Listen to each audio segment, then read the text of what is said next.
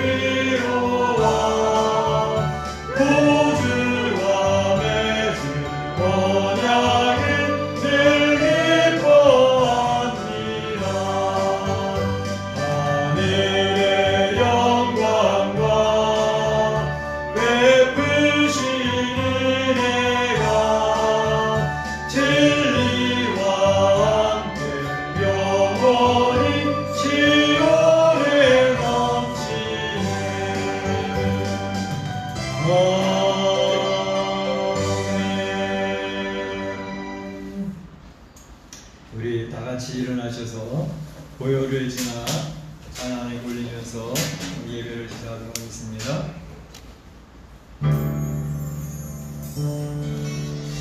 보혈을 지나 하나님 품으로, 보혈을 지나 아버지 품으로, 보혈을 지나 하나님 품으로 한 걸음씩 나아가네. 보혈을 지나 하나님 품으로, 보혈을 지나 아버지 품으로, 보혈을 지나 하나님 품으로 한 걸음씩 나아가네. 존귀한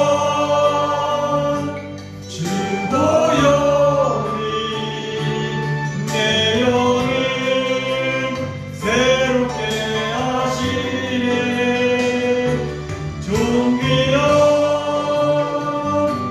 주 보혈이 내 영을 새롭게 하네.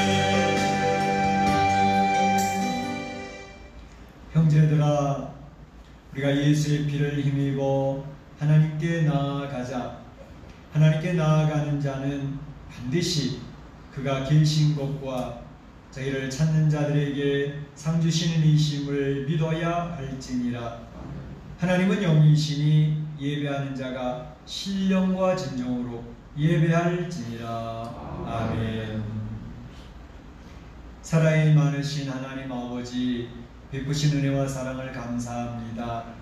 우리 사랑하는 성도들, 오늘도 주님 만나 뵙기를 원하여 주의 전에 나와서 마음과 뜻과 정성을 모두어 예배를 올립니다. 주님, 이 시간에 저희 예배 중에 임재하여 주시옵소서.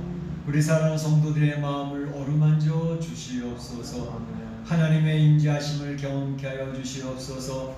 주의 영광을 보게 하여 주시옵소서. 오늘도 이 자리에 오기를 원했지만 오지 못하고 가정에서 예배드리는 주의 백성들을 기억하여 주셔서 동일한 은혜를 베풀어 주시옵소서. 주님 홀로 영광을 주옵소서. 예수님의 이름으로 기원하옵나이다.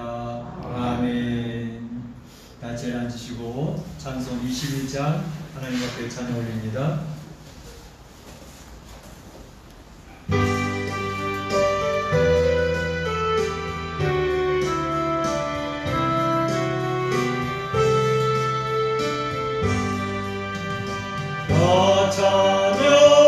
찬양하여라 정맹한 창조의 주께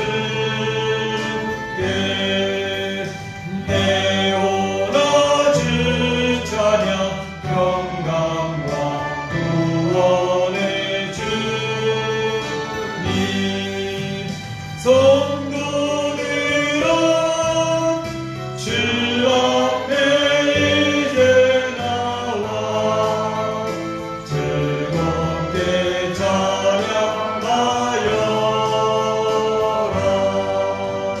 다 찬양하여라 놀라운 만유의 주께 포근한 날개니 내 품어 주시는 주님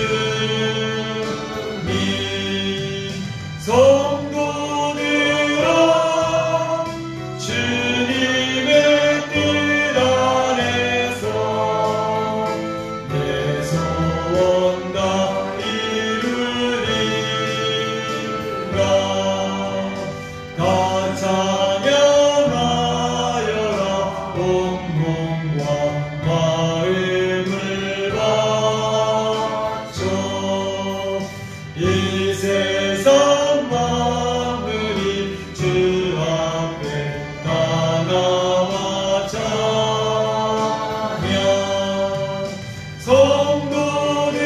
성도들아 기쁘게 소리 높여 영원히 찬양하여라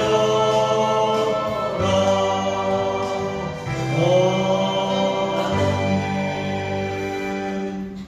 성시교도는 22번이 되겠습니다. 성시교도 22번 시편 37편 기도하십니다. 악을 행하는 자들 때문에 불평하지 말며 불의를 행하는 자들을 시기하지 말지어다.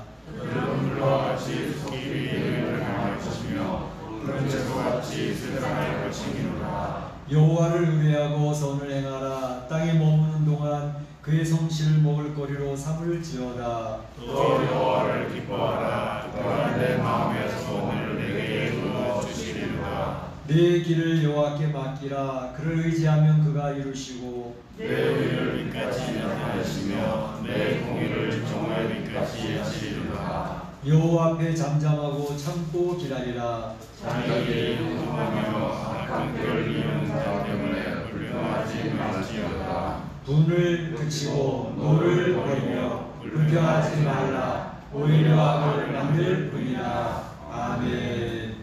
이 시간에는 우리 다 참 목소리로 기도하는 시간이 되겠습니다. 지난 한 주간을 돌아보시면서 기도하시길 바랍니다. 지난 한 주간 동안에도 하나님은 분명 우리 가정에 함께 계셨고 우리 성도들의 삶에 함께 계셨습니다. 그 하나님을 기억을 하면서 기도할 때 하나님의 은혜를 기억하며 감사하시고 연약했던 내 모습이 드러나면 주님의 보혈을 의지하고 은혜 보좌 앞에 담대 나가는 시간 되시길 바랍니다. 특별히 코로나19로 인해서 힘들어하고 있는 온 세상이 있습니다. 이 참 의료진들이 많이 피해를 보고 있는데 우리 제게 무너지 않도록 위해서 기도해 주시고 또 많은 확진자들 힘을 내서 잘 인내하고 회복될 수 있도록 해서 기도해 주시고 또 많은 사망이 임한 가정들이 있습니다. 그 가정에 하나님의 위로가 자치하도록 위해서 기도해 주시길 바랍니다. 같이 기도하겠습니다.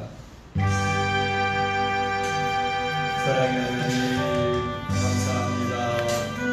오늘도 거룩한 주일을 하나님 앞에 나와 지킬 수 있도록 인도하시기 감사합니다. 주님 앞에 찬양과 경배를 드릴 수 있도록 인도하시며 형식적인 예배가 되지 않게 하시고 우리의 마음과 뜻을 다해드리는 살아있는 신령한 예배가 될 수 있도록 인도하여 주시옵소서. 하나님의 인자가 나타나게 하시고 주의 영광을 바라보는 시간 되게 하여 주옵소서.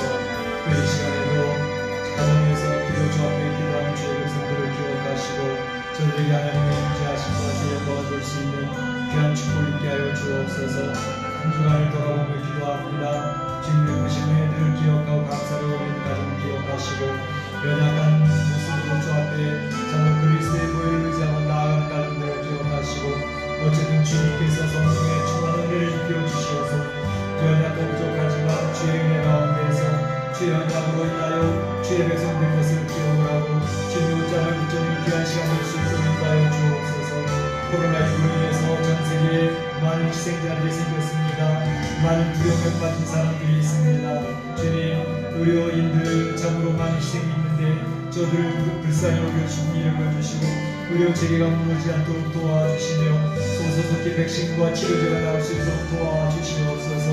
아버지 하나님, 전병만의 가까운 이제 많은 확진자들이 있습니다. 저희들의 죽음의 공포 가운데 두려워 떨고 있습니다. 저희들의 주님을 바라보고 인내하며 잘 회복될 수 있도록 역사하여 주시옵시고 하나님 나라를 소망하며 힘을 낼 수 있게 하여 주옵소서. 아버지 하나님, 사망의 관할들을 기억하여 주시고 저들의 졸지의 죽음을 당하여 하나님 아버지 앞에 울부짖는 가정들, 그의 자손들, 그의 자녀들, 그의 형제들, 주님은 저들의 마음을 위로하여 주시어서 우리 인생의 유한한 것을 기억하게 하시며 하나님 아버지 앞에 저희가 교만해지지 않게 하시고 무릎 꿇고 겸손하게 엎드려 주님의 나라를 바라보는 인생이 될 수 있도록 인도하여 주셔서 우리의 생과 사, 화합을 주장하신 하나님의 것을 인정하고 주의 말씀대로 살겠다고 결단하고 대신하며 주의 나라는 이승생이 되도록 인도하여 주옵소서. 오늘도 주님 안에서 주의 말씀을 나누게 하셨사오니 주님 감사합니다. 예수님.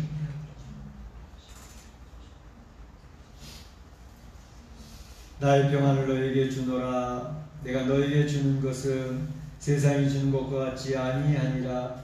너희는 마음에 근심하지도 말고 두려워하지도 말라. 아멘.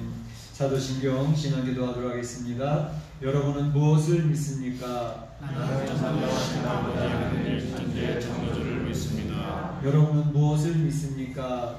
나는 그의 유일하신 아들 우리 주 예수 그리스도를 믿습니다. 그는 성도로 잉태되어 동정녀머리에게는 신으시고 원죄 올라라 이르게 고난을 받아 십자가에 못 박혀 죽으시고 장사된 뒤 사흘 만에 죽은 자 가운데서 다시 살아나셨으며 하늘에 오르시어 전능하신 아버지 하나님 우편에 앉아 계시다가 거기로부터 살아있는 자와 죽은 자를 심판하러 오십니다. 여러분 또한 무엇을 믿습니까? 나는 성령을 믿으며 거룩한 공교회와 성도의 교제와 죄를 용서받는 것과 몸의 부활과 영생을 믿습니다. 아멘. 이 시간에 208장 찬양 하나님께 찬양 올리겠습니다.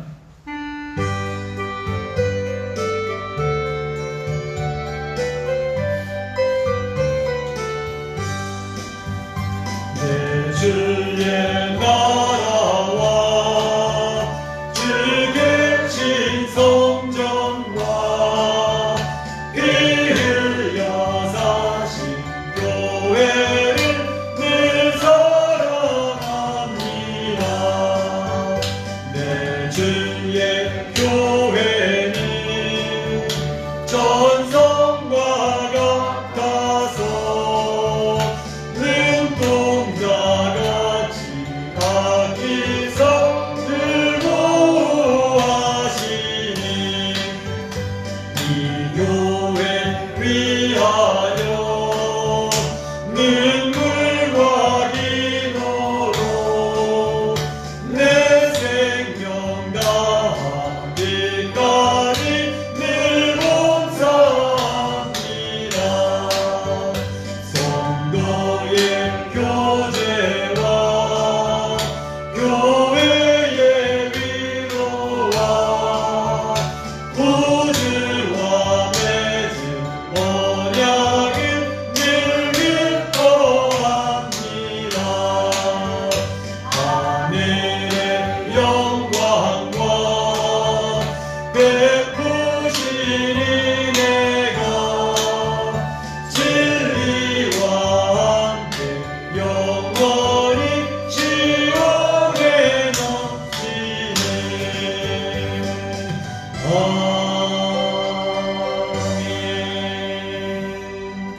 시간을 대표해서 우리 이정희 집사님 기도 인도해 주시겠습니다.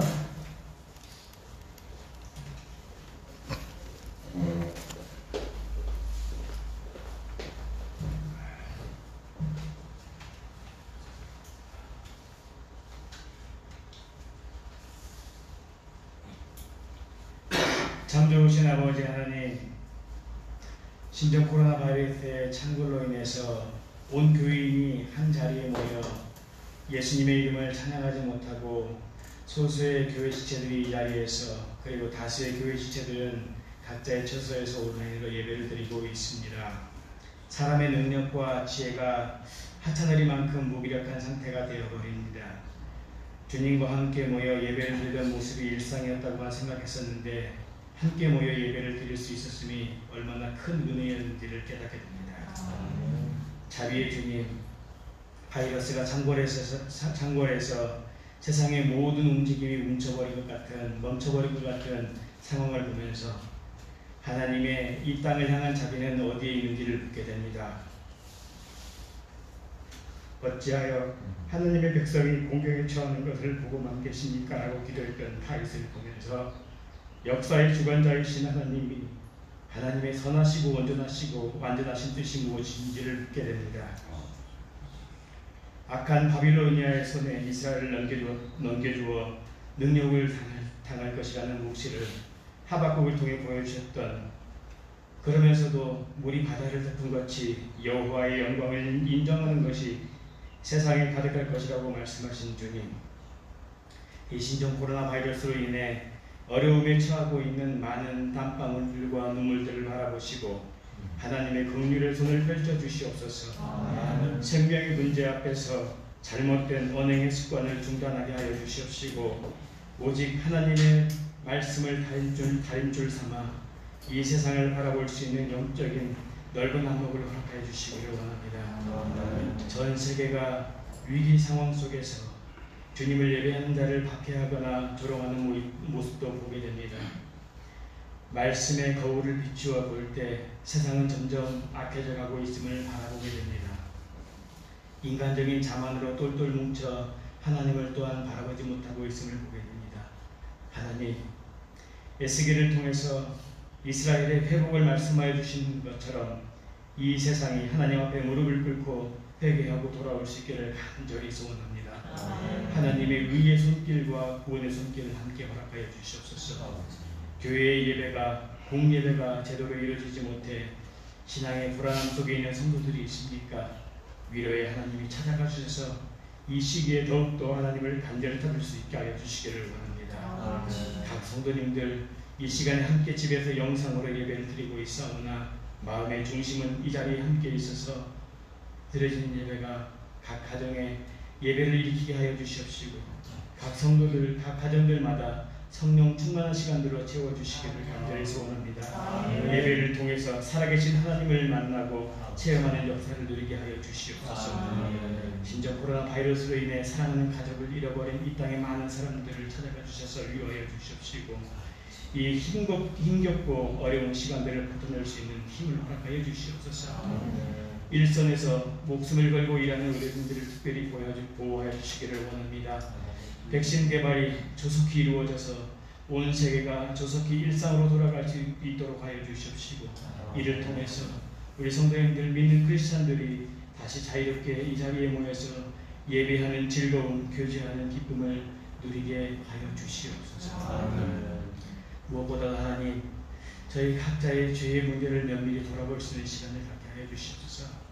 하나님의 자녀라는 특권을 받았음에도 불구하고 세상과 구별되지 못하게 살아가고 있는 우리들의 현실에 채찍질을 가하여 주시옵시고 하나님 마음을 아프게 했던 우리의 작은 죄들까지 생각나게 하셔서 고백할 수 있게 하여 주시옵소서.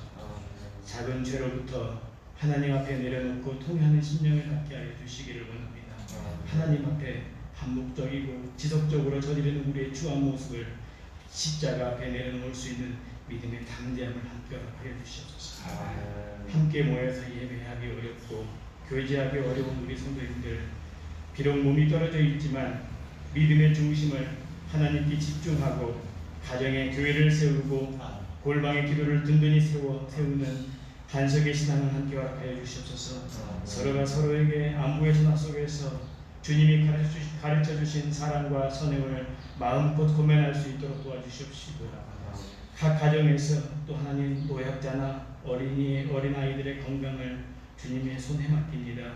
바이러스의 감염에서 자유로울 수 있도록 지켜주시옵시고, 또 우리 성도님들 한 사람도 빠짐없이 이 바이러스의 감염의 위험 속에서 주님 눈동자와 같이 지켜주시옵소서. 오늘 말씀을 증거하실 조재현 담임 목사님의 건강 또한 특별히 지켜주시옵시고, 함께 동역하시는 사모님도 함께 지켜주시옵소서. 오늘 단에서 증거하고 선포되어 있는 말씀이 하나님 말씀 되게 하여 주시옵시고, 말씀을 듣는 우리 성도님들의 마음밭이 옥토밭이 되어서 그 말씀의 씨앗이 깊이 뿌리를 내려 비바람에도 흔들리지 않는 신앙으로 성장할 수 있도록 도와주시옵소서. 가족들이 미국에 떨어져 있는데 최근 또 흑인의 인권 문제로 인해서 미국 전국이 어려운 모습을 바라보게 됩니다. 한인들의 안전이 예전 흑인 폭동 때와 같이 퍼지지 않을까 우려가 됩니다. 미국에 떨어져 있는 가족들의 안전과 안녕 또한 주님께 부탁드리고 주님께 의지합니다. 이 예배의 시종을 주님께 의탁합니다. 예수님의 이름으로 기도합니다. 아멘.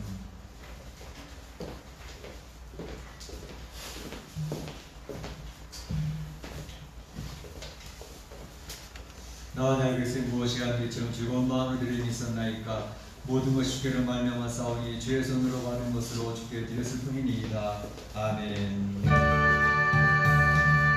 내게 있는 모든 것을 아낌없이 드리니 사랑하고 의지하며 주만 따라 살리라. 주께 드리네 사랑하는 구주 앞에 모두 드리네. 하나님 감사합니다. 저번에 이렇게 어려운 때이지만 주의 전에 나와서 예배를 올릴 수 있는 귀한 특권을 허락해 주시니 감사합니다. 오늘도 주 앞에 나올 때 귀한 성도들 귀한 물질을 구별하여 올리오니 이 드리는 물질을 흠양하여 주시옵소서. 하나님 영광을 취하여 주시옵소서. 하나님의 악수하신 귀한 복, 하늘의 신령한 복도 채워주시고 땅의 기름진 복으로도 보살펴 주시옵소서. 하나님, 우리 사랑 성도들 지금 온 세계가 경제가 셧다운되어져서 경제 생활이 되어지지 않는 가운데서 매우 힘들고 있습니다. 가정이 어렵습니다. 사업터가 문을 닫았습니다. 하나님, 이런 어려운 가운데에서 우리 성도들의 가정이 지켜질 수 있도록 성도들이 생활하는데 어름당치 아니하도록 주님 도와주시옵소서. 이 어렵고 위기 때에 하나님이 어떻게 먹이시고 입히시고 지켜주시는지 까마귀가 저들에게 하나님 먹을 것을 지어주셨던 것처럼 체험받는 귀한 역사들이 있도록 도와주시옵소서. 아버지 하나님, 특별히 영적인 건강도 지켜주시어서 우리 사랑 성도들이 참으로 함께 예배드리지 못하여 가정에서 예배드리지만 저희들이 참 예배자가 되어서 주 앞에 하나님 영광을 선포할 때 주의 은혜를 경험케 하여 주시고 영적으로 주의 평강에 임하게 하여 주시고 강하고 담대하게 어려운 때를 이겨낼 수 있는 건강을 허락하여 주옵소서. 육신적으로 연약한 분들이 하나님 회복될 수 있도록 하여 주시고 나이 드신 분부터 어린아이 이르기까지 모든 성도들이 이 코로나19에 노출되지 않도록 도와주시옵소서. 우리 교포사회도 지켜주셔서 우리 교포사회에도 확진자들이 생기지 아니하도록 막아주시기를 원합니다. 아버지 하나님, 아무쪼록 참으로 주의 은혜가 임하게 해주심으로 이 어려운 일을 통하여 더욱더 하나님 앞에 밀착할 수 있는 귀한 기회들이 되도록 축복하여 주옵소서. 드려진 귀한 물질을 통하여 하나님 영광을 취하여 주시고 잃어버린 영혼을 찾아지게 하시고 주님의 교회가 든든히 세워져 갈 수 있도록 축복하여 주옵소서. 감사하고 예수님의 이름으로 기도하옵나이다. 아멘.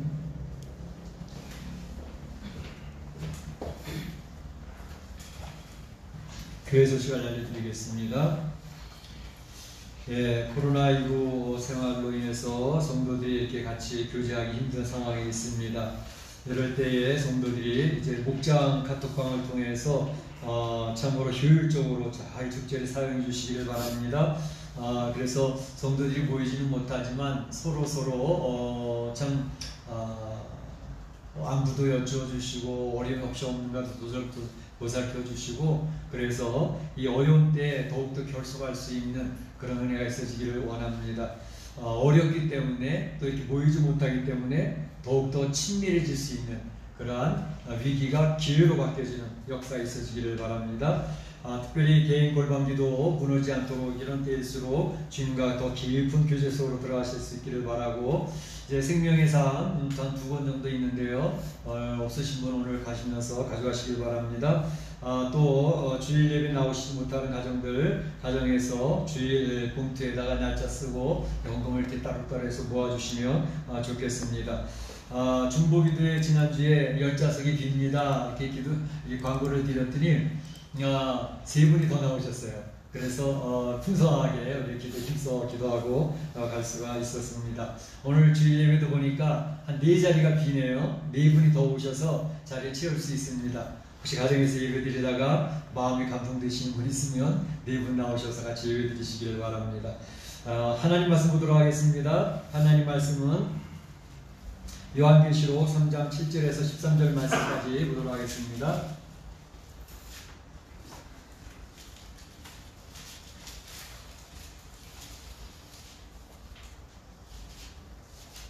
요한계시록 3장 7절에서 13절 말씀까지 같이 한번 교독을 하도록 하겠습니다. 빌라델피아 교회의 사자에게 편지하라. 거룩하고 진실하사 다윗의 열쇠를 가지신 이 곧 열면 닫을 사람이 없고 닫으면 열 사람이 없는 그가 이르시되 부자라 내가 내 앞에 열린 문을 놓았으되 능히 닫을 사람이 없으리라.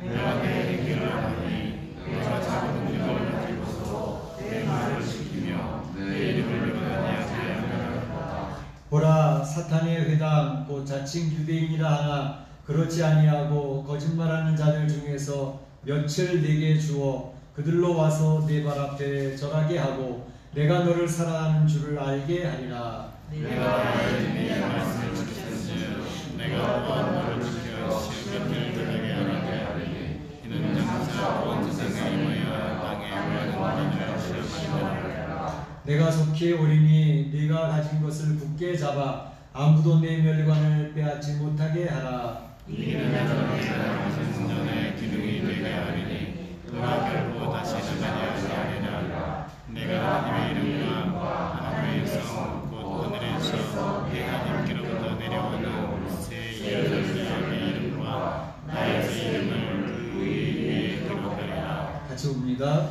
귀 있는 자는 성령이 그에게 하시는 말씀을 들을지어다. 아멘. 아멘. 예, 저희가 이제 요한계시록을 살펴보면서 7교회를 지금 살펴보고 있지 않습니까?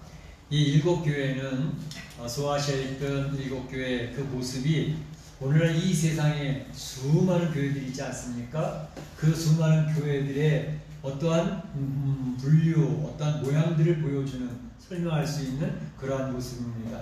이제까지 역사 속에 있었던 많은 교회들의 모습도 이 7가지 유형에서 크게 벗어나지 않는다는 것입니다. 그 내용이 서로 좀 섞이기도 하고 좀 가미되기도 하겠지만 전체적으로 교회의 모습들이 이 7가지 유형에 거의 맞다라는 것을 지금 설명하면서 이제 이 마지막 때를 살아가는 성도들이 또 교회들이 하나님께서 기뻐하시는 그런 교회들이 되면 좋겠다 하는 것을 알려주고 계시는 것이죠. 우리가 제일 먼저 살펴봤던 교회는 에베소 교회입니다. 제목을 첫사랑을 잃어버린 에베소 교회 이렇게 정했습니다. 에베소 교회는 신앙생활을 잘하던 교회였습니다. 특별히 니골라당과 같이 이단의 사람들을 잘 막아내어서 정말 잘했다라고 칭찬을 받았지만 이러한 이단 잘못된 교리들이 교회를 어지럽힐 때에 그것에 대해서 날카롭게 비판하고 또 아주 냉철한 가슴을 가지고 되었기 때문에 그러다 보니까 성도들 간에 서로 품고 서로 사랑하는 그런 모습이 잃어버려지게 되어져서 첫사랑을 잃어버렸구나 주님의 안타까움이 보여졌던 것을 볼 수 있습니다.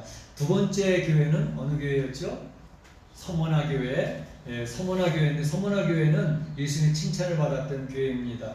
서머나 교회가 이제 궁핍이 있었고 환란이 있었지만 그들이 끝까지 믿음을 잘 지켜서 정말로 너희는 죽도록 충성하라. 생명의 멸류관을 너희에게 줄 것이다 라는 주님의 칭찬을 받았던 교회가 되겠습니다.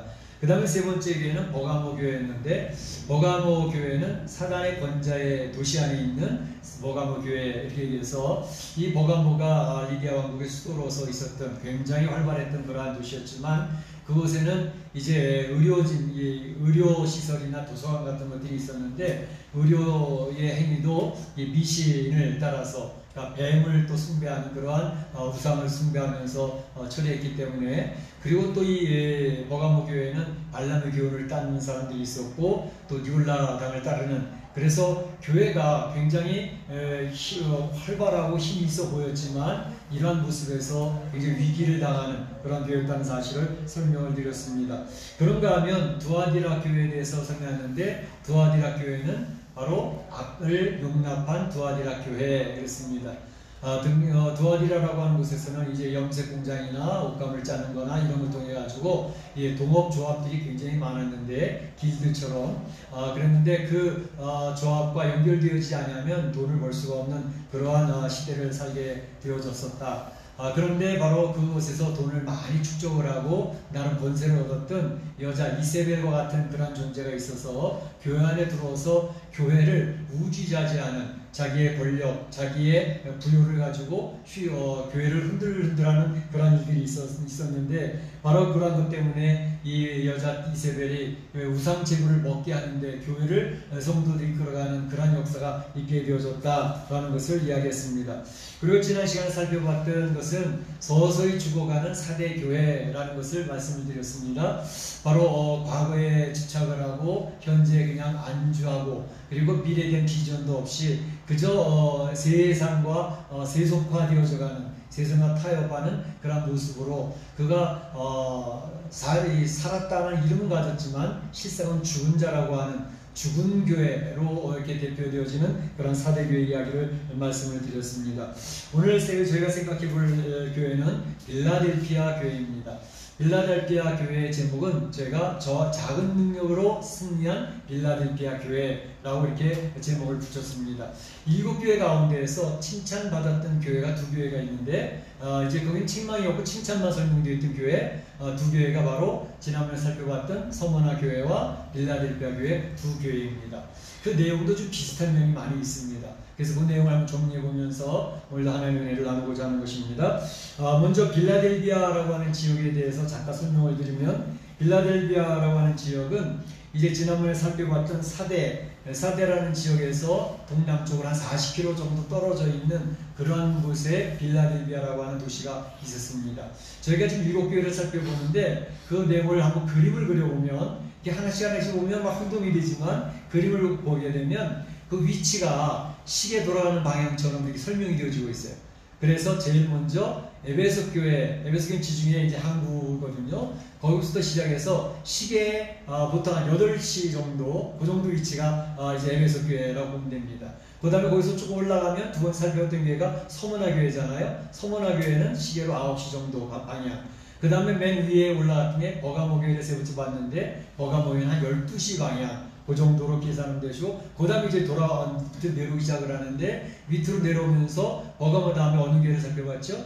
두아디라 교회를 살펴봤죠. 두아디라는 한 1시 방향. 그 다음에 사대교회는 2시 방향. 오늘 살펴볼 빌라델피아 교회는 한 3시 방향. 그리고 다음번에 살펴볼 라오디아 교회는 한 5시 방향. 그래서 시계 방향으로 지금 돌아가면서 시계 방향으로 요한계시 설명이 되어져 있으니까, 그러니까 이게 그런 식으로 되어 있구나. 물론 다 터키 안에 있는 도시들입니다. 지금 현재의 명령들은 조금씩 변화되어 있지만, 지금 사도 요한이 이 계시로 설명하면서 7개 설명할 때 그 터키 지역에, 소아시아 지역에 있던 7교회를 샘플로 뽑아서 이 세상의 교회들이 이런 7가지 유형을 가지고 있다라는 것을 설명하는데, 이 7가지 유형 중에서 우리는 어떠한 교회가 되어질 것인가 라는 것을 적용해보고, 우리의 신앙은 어떻게 하나님 기뻐하시는 신앙을 유지해야 될 것인가 라는 것을 생각하는 것이 7교회를 살펴보는 중요한 의미가 있다고 생각할 수가 있겠습니다. 그러니까 빌라델피아라고 하는 지역은 말씀드린 것처럼 사대에서 동남쪽으로 40km 정도 밑으로 내려와 있는 그러한 지역인데 이것은 교통의 요지였습니다. 그래서 상업에 많이 발달했고 그리고 굉장히 부유했습니다.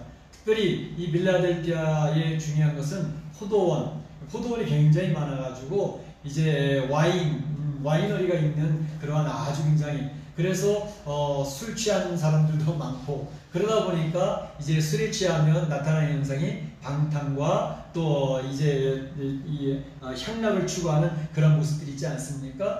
그러한 것들이 혼재해 있는 그러한 도시였다고 볼 수가 있습니다. 필라델피아라고 하는 이름이 붙여지게 된 것이 특별한 이유가 있는데 사실 7 도시 가운데에 이 필라델피아라고 하는 도시는 역사가 가장 짧은 그러한 도시입니다.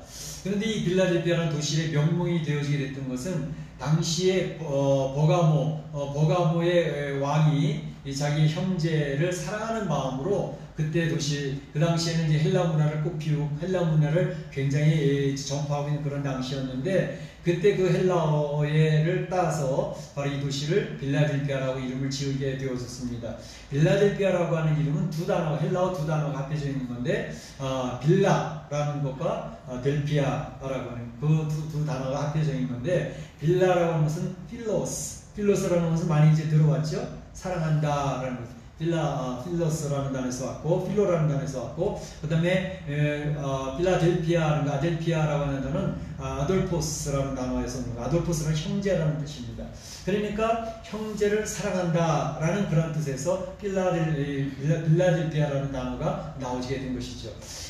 미국에도 뉴욕 바로 밑에 보게 되면 필라델피아가 있습니다. 그것도 동일한 의미입니다. 형제를 많이 사랑하는 도시라는 그런 의미로서 필라델피아, 그래서 이 필라델피아라는 단어가 만들어지게 됐습니다. 그런데 이 도시의 특징은 지진이 굉장히 심했습니다.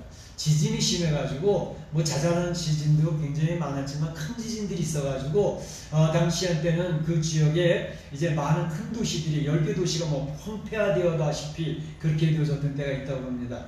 저는 그걸 보면서 우리 멕시코 시티와 좀 비슷하지 않나. 저도 이제 멕시코에서 큰 지진을 몇 번 당하다 보니까 그 지진에 대한 공포가 대단하지 않습니까? 근데 요즘엔 좀 잦아든 것 같아서 참 다행이긴 한데 어쨌든 필라델피아 사는 사람들의 마음이 이 멕시코 시티에 살고 있는 사람들의 마음과 좀 비슷합니다. 큰 지진이 나면 어떡할까? 이 집이 무너지면 어떡할까? 막 그러는 상황이죠. 그래서 그때에 지진으로 말미암아 도시가 폐허되어졌을 때에 바로 티베리우스라고 하는 로마 황제가 그 도시를 다시 재건을 해가지고 도시 이름이 필라델피아라는 도시에서 이제 네오 가이사라라고 하는 새 가이사라라고 하는 그런 이름으로 또 새로 변경이 되어지게 됐던 것을 볼 수가 있습니다.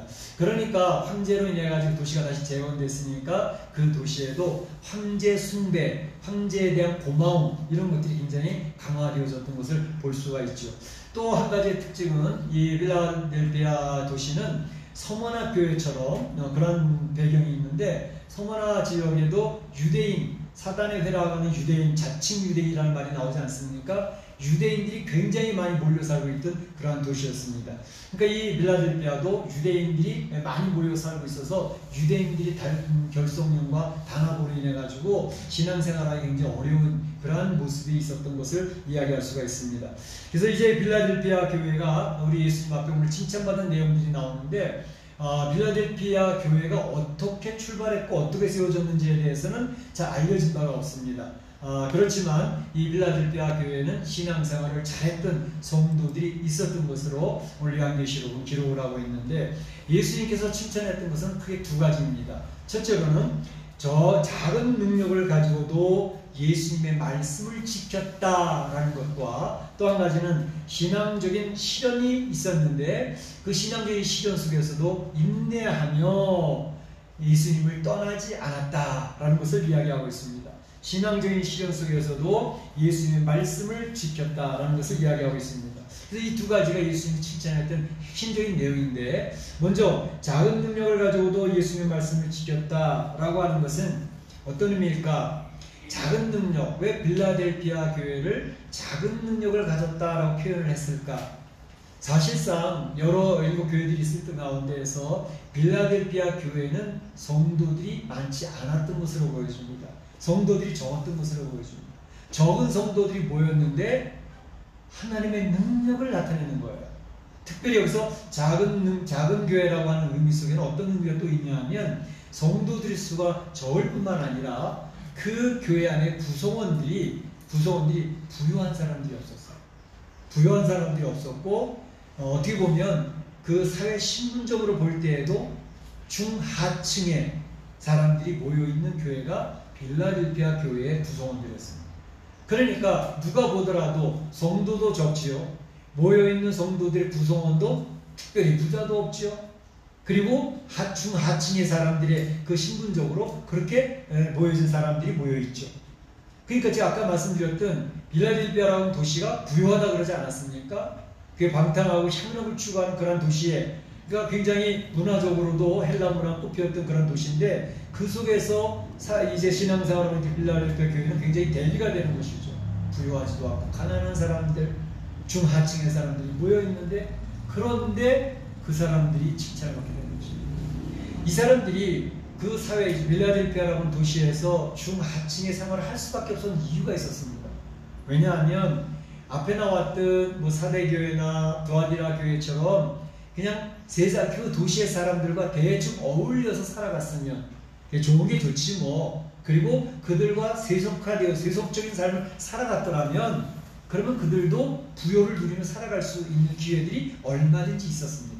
그러나 이 빌라델피아 교회 성도들은 주의 말씀을 붙들고 우리는 세상적인 삶과 같이 살 수는 없어. 우리는 정직하게 살 거야. 우리는 힘들어도 신앙적으로 살 거야. 하다 보니까 그 부요한 거리가 먼 그 말씀을 지키기 위해서 오히려 가난을 선택하는 그러한 성도들이 되어졌다는 것을 볼 수가 있습니다.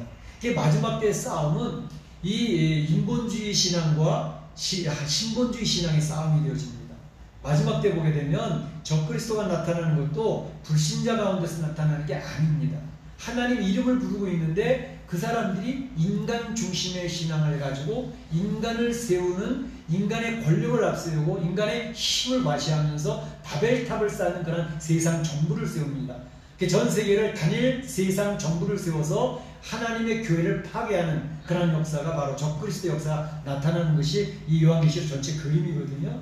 그래서 이제 점점 이 세상은 세계 단일 정부를 향해서 나아가게 될 것입니다. 그 가운데 리더는 하나님을 이야기하는 사람이 될 것입니다. 그 사람이 적그리스도입니다. 그런데 그 적그리스도가 교회를 파괴하게 될 것이고 성도들을 핍박하게 될 것이고 개성도 이 교회들은 굉장히 지리멸렬, 교회가 거의 다 없어져 버리는 듯한, 신앙인이 거의 다 사라져 버리는 듯한 그러한 교회가 완전히 파괴된 듯한 그러한 모습을 나중에 예수님 재림하기 직전에 보여지게 될 것입니다. 그렇기 때문에 마지막 때의 성도들은 바로 이러한 신앙에 대한 어떤 결단, 신앙의 핍박과 어려움을 감수할 것이냐 안 할 것이냐, 그리고 하나님을 중심으로 신앙생활을 지켜나갈 것이냐, 아니면 적당히 세상과 타협하면서 내가 하나님 안 믿는다는 게 아니라니까, 하나님 믿을 텐데 세상하고 그래도 사이좋게 지내야지, 그리고 인본주의 신앙을 택할 것인가 라는 그 싸움이 될 것이라는 사실을 이야기하고 있습니다. 빌라델피아 교회 성도들이 칭찬받았던 이유는 우리는 세속화되는 것을 포기하고 좀 사람들 앞에 무시당하고 핍박을 당하고 부유하고는 멀지만 그런 하나님의 말씀을 붙들겠어 라고 하는 자세를 가지고 살았다는 것입니다. 이제 세상에 우리가 한국교회에서 한국교회 목사님들이 잘못 가르치는 중에 하나는 뭐냐면, 한국교회 목사님들이 한국교회 성도들의 한국교회 놀라운 부흥이 있었던 전 세계적으로 주목할 만한 교회 아닙니까? 근데 한국교회 목사님들의 메시지가 바로 세상 축복을 너무 강조했습니다. 세상 축복을 강조해서 현세 구복적인 신앙을 많이 강조했습니다. 다시 말하면 예수님 믿으면 잘 돼, 예수님 믿으면 축복받아. 근데 그 축복의 내용이 내세적인 것보다는 현세적인 것을 너무 강조를 해버렸습니다. 그러니까 예수님 믿으면 세상에 사업도 잘 될 거고, 예수님 믿으면 네 자녀들도 잘 될 거고, 예수 믿으면 너 병도 다 고쳐. 거기에 축적 포커스가 맞춰져 버리니까 이 신앙이 우리 한국의 옛날 신앙하고 딱 맞아 떨어져 버립니다. 샤머니즘의 특징이 뭡니까? 병난 사람 무당한테 가면 병 고쳐주는 거잖아요. 그다음 집안에 애기 낀 사람 무당한테 가서 애를 떨쳐버리면 문제 풀어지는 거잖아요. 그리고 자손들 잘 되는 거. 이게 샤머니즘의 핵심입니다. 일반 종교들의 핵심입니다. 이 세상에서 잘 되는 거. 그런데 한국 이 교회 기독교를 바로 거기에 맞춰져 버리는 그러한 큰 잘못을 한국교회 목사님들이 했던 것입니다. 물론 이것이 없는 게 아니에요. 있습니다. 그러나 그것보다 더 중요한 것은 내세적인 복입니다. 그래서 그러한 복이 오며 당연히 예수 신앙생활 잘하면 따라오는 복인데 따라오지 않을 수도 있다. 그럴 때에도 하나님을 의지하고 신분주의 하나님 중심으로 하나님 나라를 바라보며 승리하는 신앙을 갖겠느냐라는 것에 대한 결단해야 될 필요성이 있었다는 것입니다. 그 부분에서 한국교회가 약점을 가지게 되었다는 것을 이야기합니다. 오늘 여기서 보게 되면 예수님께서 바로 그 얘기를 하면서 내가 내게 열린 문을 두었으니 열린 문을 두었으니 내가 내게 열린 문을 두었으니 이 열린 문이라는 단어가 굉장히 또 중요한 단어입니다. 그러면서 예수님께서 빌라델피아 교회에 예수님을 소개할 때 각 교회를 설명하면서 예수님의 모습을 소개하는데 여기서 예수님 어떻게 소개하고 있냐면 다윗의 열쇠를 가지신 이가 닫으면 열 사람이 없고 열면 닫을 사람이 없도다. 그분이 바로 예수 그리스도시다라는 것을 설명하면서 내가 내게 열린 문을 주었다 이렇게 얘기했거든요. 이 단어는 이사야서 22장 21절에도 똑같이 내용이 나옵니다. 그 당시에는 히스기야 왕이 그 유다 왕국의 국고를 맡은 엘리야김이라는 사람이 있었습니다. 국고의 재정부장입니다. 그 사람에게 이제 다윗의 열쇠를 내 어깨에 두었으니 내가 문을 열면 닫을 사람이 없고 내가 문을 닫으면 열 사람이 없으리라 라고 하면서 히스기야 왕이 엘리야김에게 바로 이야기해줬던 것을 이사야서 선지자가 이야기했던 것이 나오거든요. 그 내용이 그대로 가서 적용이 되고 있습니다. 그러니까 바로 다윗의 열쇠를 가지신 분을 바로 누구를 얘기하냐면 그분은 예수 그리스도였다는 것입니다. 열쇠를 가지신 분 누구예요? 하나님 나라를 들어가고 나오고 하나님 나라 들어갈 수 있는 문을 닫기도 하고 열기도 하시는 분 누구? 예수 그리스도시다라는 것을 설명하는 것이거든요. 그런데 바로 하나님 나라 천국의 문을 열고 닫는 그 열쇠를 가지신 예수님이 빌라델피아 성도들에게 열린 문을 주었다라고 얘기했습니다. 무슨 의미일까요? 빌라델피아 교회 성도들아 너희에게는 천국 문이 열려 있어. 너희에게는 하나님 나라가 열려있어. 너희의 구원은 확실한 거야. 구원의 확실성에 대해서 예수님이 이야기를 하시잖아요. 그러니까 빌라델피아 교회는 부유하지도 못하고 가난해요. 사회 사람들한테 저 사람들이 제일 못 사는 사람들이야 중하층으로서 몇십 천대를 받아요. 그런데 예수님이 칭찬을 격려하시는 것은 그럼에도 불구하고 너에게는 열린 문이 있다. 하나님 나라의 구원의 확실성이 보장되어져 있다는 것을 이야기합니다. 그러니까 이 열린 문에 대한 개념을 이 성도들은 분명히 알았어요. 우리는 구원받은 하나님의 백성이구나. 하나님 나라에 갈 사람들이구나. 그러니까 내세 소망이 굉장히 강한 거예요. 그러니까 이 사람들이 나타날 때 특징은 뭐냐 하면 열린 문이 있는 우리의 이 열린 문, 다윗의 열쇠를 가지신 것처럼 우리도 하나님 나라의 열린 문에 사람으로서 하나님 나라를 소개하는 삶을 살아야 되겠다라는 것입니다. 이 사람들이 잘했던 것은 뭐냐 하면 예수 그리스도 우리에게 열린 문을 주신 예수 그리스도 우리는 이 세상에 증거하며 살 거야.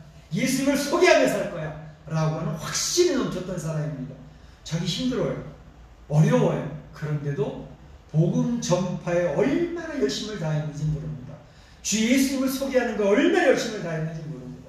그러니까 예수님 너무 기뻐하셨던 거예요. 너무 기뻐하셨던 거예요. 저는 이 모습을 보면서 오늘날 교회가 여러 가지 이제 본질들이 있지만 그 중에 중요한 것 한 가지는 하나님의 교회를 세워주시고 우리 성도들을 한 명 한 명 불러주신 이유는 바로 하나님의 나라를 소개해달라는 것입니다. 예수 그리스도를 전해달라는 것입니다. 그게 목적입니다. 그렇기 때문에 교회가 해야 될 일은 예수님을 모르는 사람들에게 예수님을 전해줘야 된다는 것입니다. 알려줘야 된다는 것입니다. 선포를 해줘야 된다는 것입니다. 우리 사랑하는 성도들이 그렇게 하시기를 축복합니다. 내게 구원의 문을 열으신 내가 예수 그리스도를 말하며 하나님의 백성이 되었다고 하는 확신을 가진 성도들은 그 일을 합니다. 하나님 앞에 하나님 나라로 갈 자라고 하는 확신을 가진 성도들은 아직 하나님 나라를 잘 모르고 희미한 성도들에게 그걸 알려주려고 애를 쓰지요. 가르쳐주고 우리는 하나님 나라 갈 사람들이라니까 이 세상이 힘들어도 그러니까 그 일을 열심히 하게 되는 것입니다. 나를 불러주신 목적이 예수님을 소개하라고 불러주셨구나. 그 일을 열심히 해야지. 예전에 이제 우리 교회 우리 김원규 장로님 보면서 이제 그런 생각을 종종 해요. 오늘 아예 안 계시니까 제가 얘기하는 건데 이분은 지금 한국에 갔다 오시는데 본인의 상가가 있으신 모양이에요. 그래서 거기 있는데 그럼 거기 계시죠? 전화를 했더니 아니요. 멕시코에 가서 제가 이 전도하게 하나님 앞에 약속을 했기 때문에 저 그거 와서 해야 돼요. 그러고 그러시더라고요. 근데 지금 이 코로나 때문에 전도 못해서 굉장히 고민하고 있는데 다음번에 저 아니타 근처에다가 이 가판대라도 세워놓고 또 선단목 해놓고 거기다 전도지라도 꽂아놓고 그렇게 해야 될 것 같아요. 그래서 어쨌든 그 사람들이 복음을 들을 수 있도록 해야 되지 않겠나 그런 생각을 하고 있습니다. 그 고민을 얘기하시더라고요. 저는 그게 굉장히 귀하게 느껴졌어요. 이분은 그거 없으면 자기가 멕시코 올 이유가 없대요. 지금 이제 아들도 한국으로 다 철수시켰는데 멕시코 제가 못 들어가겠어요. 그런 얘기를 하시더라고요. 멕시코 오시는 이유는 현지인들에게 복음을 전해야 되기 때문에 멕시코에 갈 이유가 있다는 거예요. 그게 들으면서 제가 굉장히 감동을 받았습니다. 그러니까 우리가 삶을 사는 목표가 너무 분명한 거예요. 예수님을 소개하는 일을 나에게 맡기셨으니 나는 그 일을 하고 싶다는 거죠. 우리 교회가 그 일을 하고 싶습니다. 자, 우리 멕시코에다가 멕시코 한인 장로교회라는 교회를 세우셨으면 현지인들을 향해서 이 복음을 증거하는 일을 할 수 있는 데까지는 해가야죠. 능력이 되는 데까지. 그리고 또 중요한 것은 교포사회를 향해서도 교포사회 대부분의 사람들이 예수님을 소개를 받았던 사람들입니다. 그럼에도 불구하고 교회를 출석하지 않는 이유는 뭐냐? 하나님의 나라에 대한 구원의 확신이 없기 때문에 그렇습니다. 하나님 천국에 대한 그림이 없기 때문에 그렇습니다. 이 세상에서 적당히 살다 가면 끝나는 거지 뭐. 가게 되면 가는 거고 안 가게 되면 안 가는 거고. 그러니까 교회 출석하지 않습니다. 신앙생활 중심으로 하지 않습니다. 첫 번째로 하지 않습니다. 이 교포사회에도 우리 교회 성도들이 예수님에 대한 확신을 갖고 하나님에 대한 내세의 확신을 가지고 그 그림을 가지고 있는 분들은 바로 그걸 모르는 우리 교포사회 사람들에게도 소개를 해야 되고 또 현지인들에게도 그 일을 열심히 해야 되겠다는 것입니다. 그렇게 되기를 축복합니다. 축원합니다. 그 다음에 예수님이 얘기했던 것은 신앙적인 시련 가운데 있었지만 끝까지 인내로 이겨냈다라는 것입니다. 신앙적인 시련이라는 것은 이 서머나 교회에 있었던 것과 내용이 좀 비슷해요. 서머나 교회에도 사단의 회가 있었다는 사단의 회를 누구를 얘기했죠? 자칭 유대인이라고 하는 사람. 이 빌라델비아도 유대인들이 굉장히 많이 있었는데 자칭 유대인이라고 하면서 성도들을 괴롭히는 거예요. 사실은 황제 숭배를 하고 있는 로마 국가였기 때문에 유대인들도 자유로울 수는 없었죠. 근데 유대인들은 굉장히 지략이 뛰어난 사람들이기 때문에 그 도시의 지도자들, 로마의 권세자들에게 매수를 하는 거죠. 그들은 가지고 있는 게 돈이잖아요. 돈을 가지고 매수를 해서 유대인들이 유대인 신앙생활 하는 데는 별 문제 없이 할 수 있도록 그렇게 만들었어요. 그렇지만 유대인들이 볼 때 기독교인은 이단이다. 저 기독교인들을 핍박하는 일은 앞장서서 했단 말이죠. 그러니까 빌라델비아 교회 성도는 더욱더 힘들었습니다. 유대인들로부터 사단의 회, 자칭 유대인이라는 사람들로부터 굉장히 어려움을 당했어요. 근데 그 어려움 가운데서도 인내의 말씀을 지켰은즉 내가 너를 지키겠다 이라고 얘기하십니다. 그 빌라델비아 성도들이 힘든 가운데 경제적으로도 힘들고 사회적으로도 힘들고 종교적으로도 핍박받는 그런 상황이 있었는데 인내로 믿음을 지켜냈다는 것입니다. 그래서 내가 나도 너를 지키겠다 이렇게 얘기하십니다. 어떻게? 바로 예수님이 말씀하신데 그 자칭 유대인이라고 하는 사람들 중에서 몇 명을 끄집어내어가지고 너희들 앞에 와서 무릎 꿇게 만들겠어. 뭐예요? 그를 핍박하는 자들이 그 앞에서 무릎 꿇게 만드시겠다는 거예요. 얼마나 승리를 보여주시는 예수님의 말씀입니까? 이 하만이 모르드에게 죽이겠다고 치밀한 계획을 세워 날짜까지 정해가지고 계획을 세워나가는데 마지막에 이제 모르드에게 목을 걸겠다고 하는 그 장면 때 누구 목이 걸렸어요? 하만의 목이 걸리잖아요. 마찬가지로 마지막 때 유대인들이 기독교인들을 핍박을 하고 성도들을 죽이겠다고 만들어놓은 함정들 그 그물 속에 누가 걸리느냐? 바로 교회를 회파하고 성도들을 죽이려고 했던 함정에 그들이 빠져든다는 것입니다. 이 세계 단일 정부를 만들어서 교회를 파괴했던 그 지도자들, 그 권세자들이 그 함정에, 자기가 파놓은 함정에 자기네들이 걸리게 되어져 있는 것이 성경의 설계도입니다.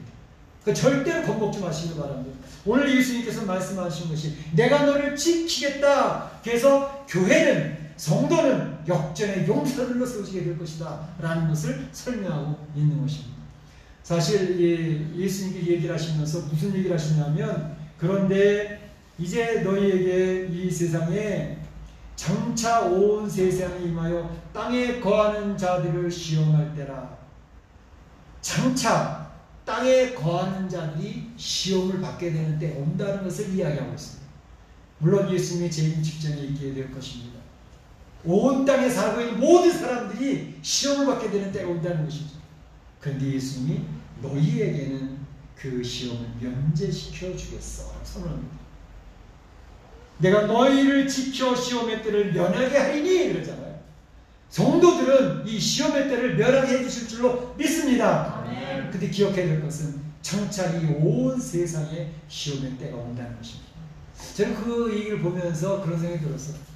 하나님, 지금 이 코로나19가 전 세계를 시험하는 때 아닌가요?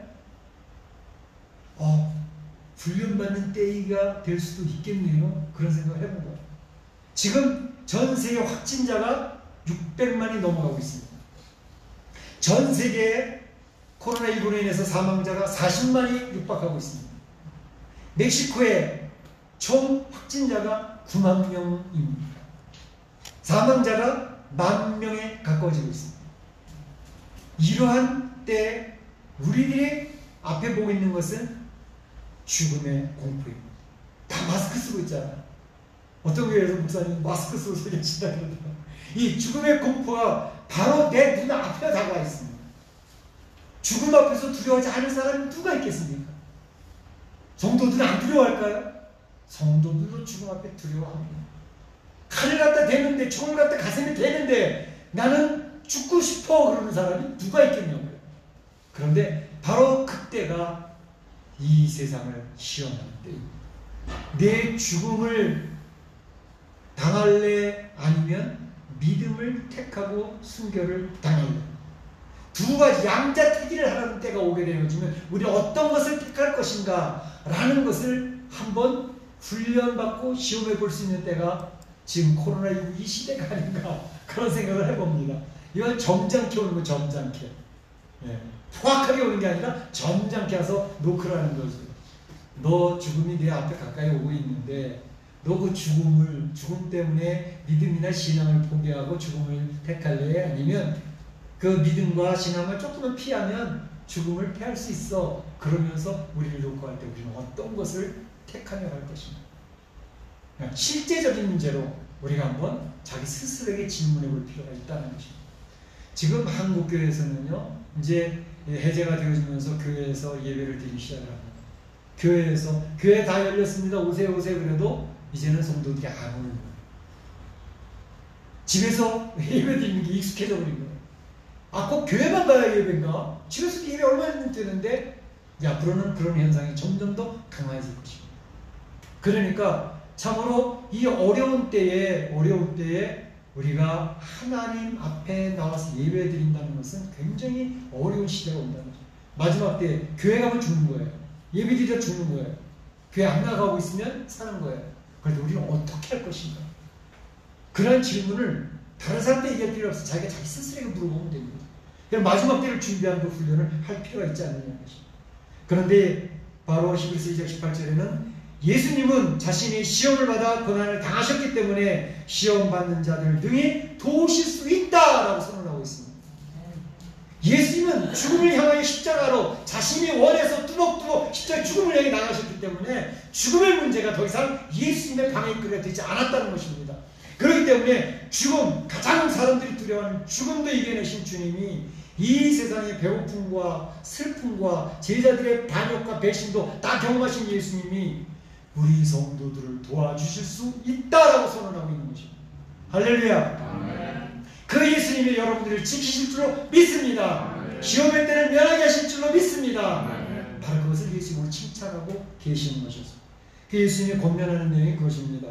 11절에 내가 가진 것을 굳게 잡아 아무나 내 멸관을 빼앗지 못하게 하라. 빌라델피아 교회 성도들아, 너희는 이미 하늘나라에 대한 문이 열려서 구원의 확실성이 보장된 성도들이야.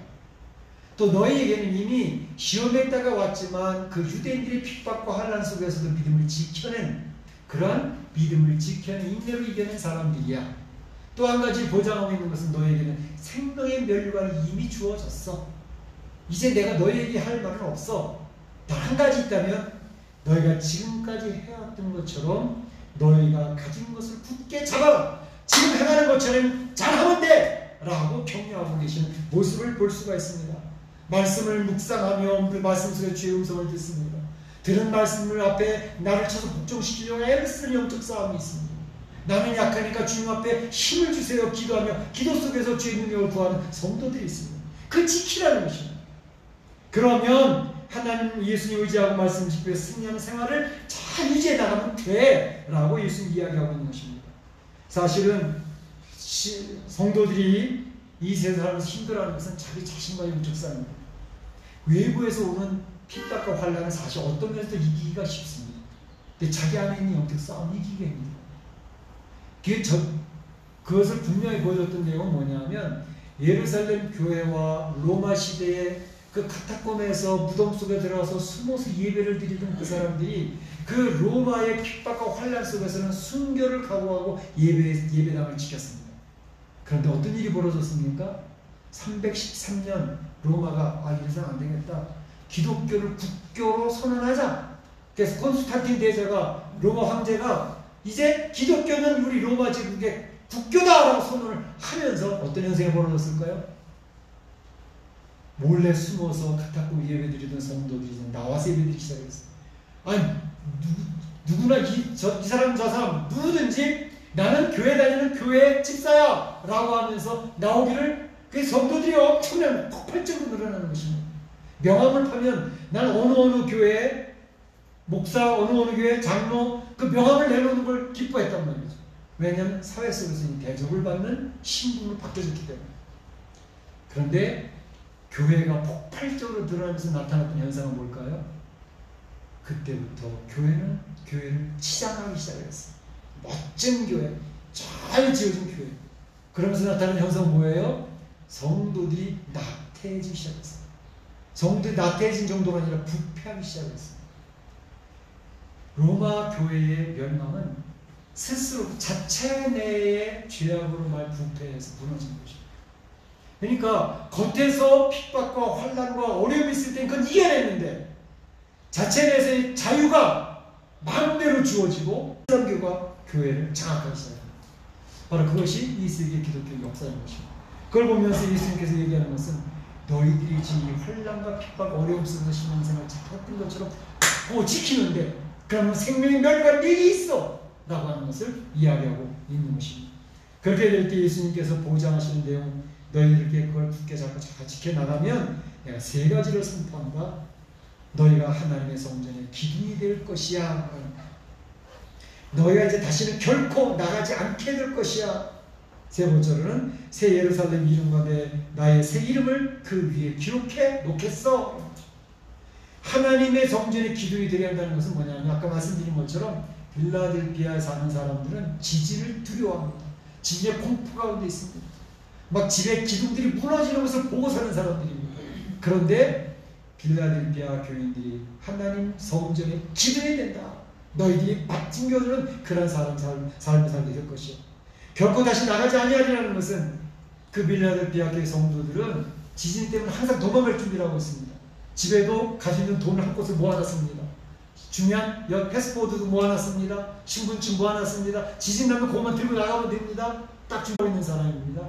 그런데 예수님은 다시 나가지 않도록 내가 너를 지키겠어. 보장을 하고 계십니다. 세 번째로는 내 이름을 누구 위해서 끝까지 승리한 성도는 새 예루살렘과 하나님 나라의 시민임을 공개적으로 내가 선포할 거야. 너희는 나의 자녀라고. 너희는 내 것이라고. 라고 하나님이 선포해 주겠다라고 이야기를 하고 계신 거죠. 우리 사랑하는 성도 여러분, 오늘 칭찬만 들었던 빌라델피아 교회 성도들, 궁핍했습니다. 적당하게 세상에 어울려 살지 않기 때문에 힘들었습니다. 또 유대인들로부터 핍박도 굉장히 심하게 당했습니다. 그런데 하나님 나라에 대한 내세의 확신이 뚜렷했습니다. 구원의 확신을 가지고 있었습니다. 그래서 전도하는 일에도 최선을 다했습니다. 그 어려운 가운데서도 마음이 흔들리지 않고 인내하면서 믿음을 지켜냈습니다. 내가 너도 지키겠어. 네가 지금 하는 것처럼만 잘하면 돼. 라고 칭찬하셨습니다. 이사야 43장 1절 말씀을 읽어드리고 마치도록 합니다.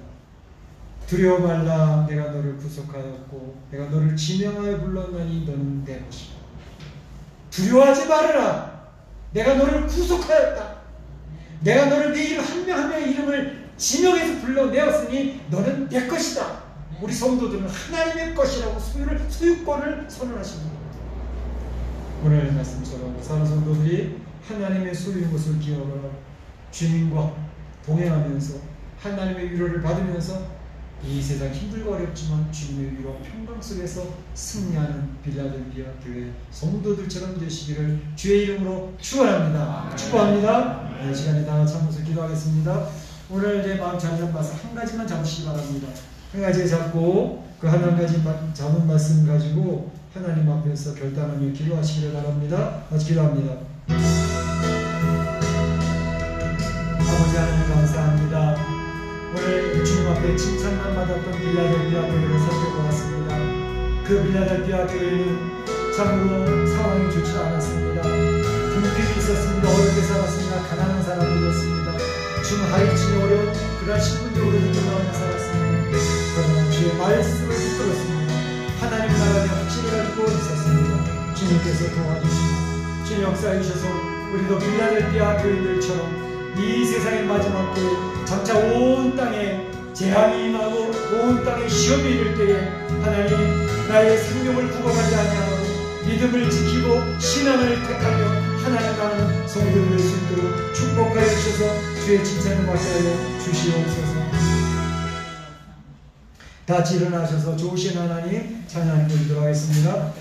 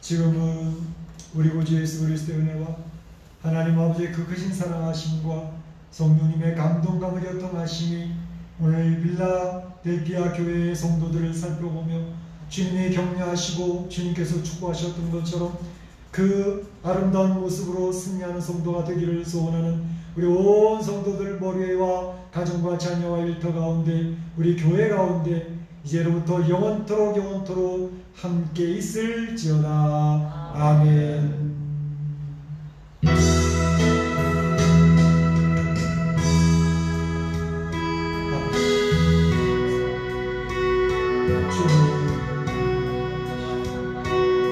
아버지